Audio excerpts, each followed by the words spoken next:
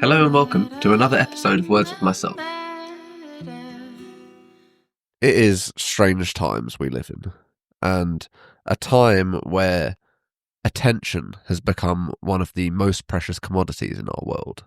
As the world embraces globalism, we have more and more that demands our attention. So what happens is people try to condense information into as short a form as possible so that it will not only keep people engaged, but it will also be able to condense along other sides of information. People need to know lots of little facts, not lots about a particular event. Or it's not so much that they don't need to, but they don't have time to. And to give anything any length or depth is to almost miss the mark. Things happen too quickly.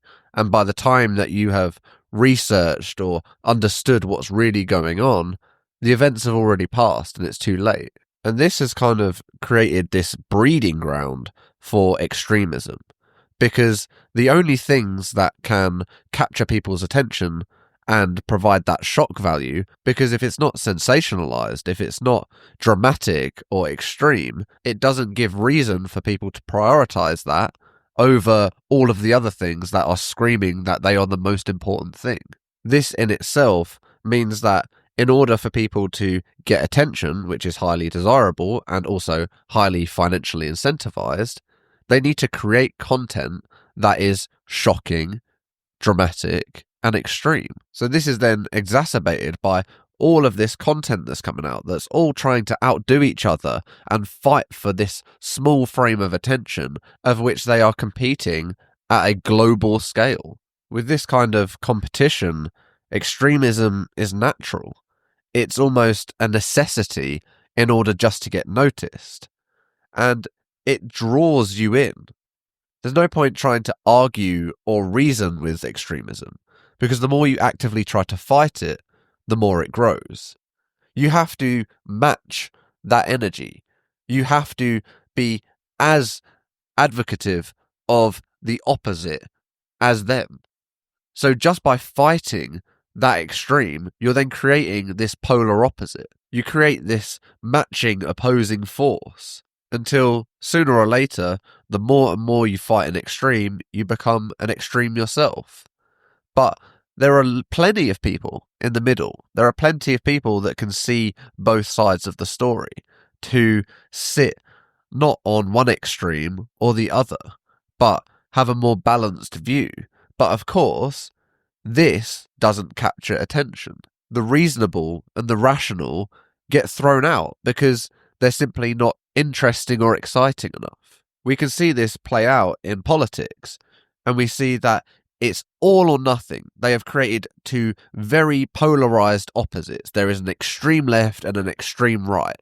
And in terms of being a centrist is almost unheard of now, or you just don't hear about it, even though a majority of people are somewhere in the middle. But all you hear about is the far left or the far right. But that's not the voice of society. That's just the voice of two political extremes. Reason or rationale has little to do with modern day politics. Everything is about extreme polarization, creating opposites and dichotomies because they don't want harmony.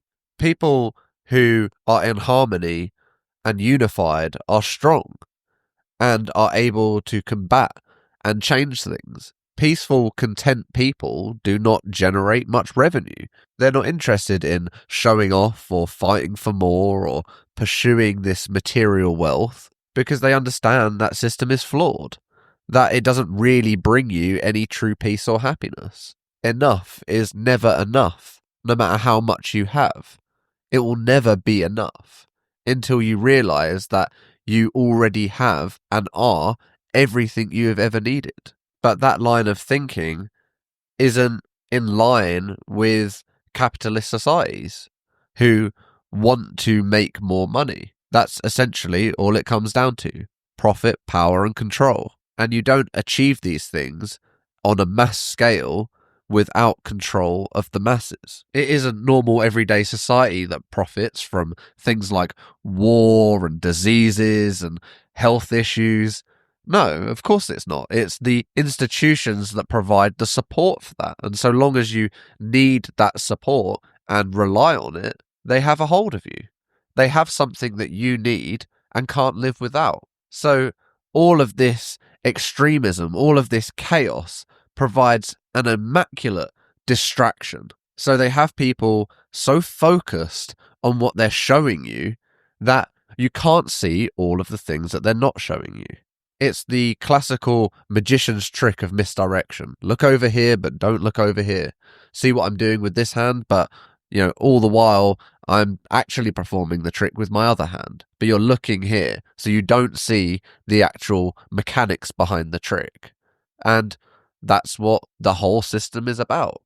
Creating polarities, creating extremisms, fighting between dichotomies, turning genders and race and sexes all against each other so that there is so much chaos you cannot see what lies beneath the dust. All you can see is chaos. And when you start paying attention to this chaos, even for a moment, it sucks you in because you see these things that you vehemently disagree with. This extreme where somebody could be saying something that is so wrong that, you almost feel obliged to speak up and stand up against it. In order for you to do good or feel like you're a good person, you have to say something. But the problem is that people on the two sides of the extremes both think this way, and they both think that they're right. And they think, if you don't think my way, the whole world's going to go to shit. Both parties are looking at each other saying, you're the tyrant, you're the villain, you're the intruder, you're the enemy. And this is what they do, is, they'll create an enemy of the other side. So that even will go to the lengths of dehumanizing the others and calling them animals or rats or vermin. And it's all an idea, it's all an illusion to draw you out from the real facts that these are real people on the other side. Because if you can empathize with them, if you can understand them on a human level, you won't be able to fight them. You won't have that anger in you. You won't have that uncontrollable burning desire to get involved. But, as I've said, as soon as you try to fight an extreme, you end up creating another extreme. If you want to prove some extreme idea is true, you have to go to extreme lengths to create the test or to justify yourself. The more extreme, the more things you need, the more elaborate it is. So when you look at something as complicated as geopolitics or military industrial complex, you notice that, there's a lot of good reasons why this kind of situation has been created. Because in order to buy into this experiment, in order to buy into this extreme, we have to create one hell of an enemy. We have to have such an example of something so horrific that it makes people think, oh my God, that something has to be done about this. But the truth be told is we know very little about what's going on with these wars. We don't really know the true motivations behind it. And all it is that ordinary people suffer. The only people that miss out is us, society. We're the people that lose out every time. And it's all because you get told what is good and what is bad. And you don't really figure it out for yourself. People will support one side of a war and not the other, but they've never been to either place and they don't really know what's going on. They just have read something somewhere that they believe is true, and that's why they hold their beliefs. And they're perfectly entitled to do that. But for those of you who feel powerless and overwhelmed by all of this, and like you don't really want to get involved, you just want to live in peace and harmony, really the only way is to focus on what is real in your life, to switch off the news, to switch off all of this input about what is going on and this tragedy and that tragedy. And it sounds selfish.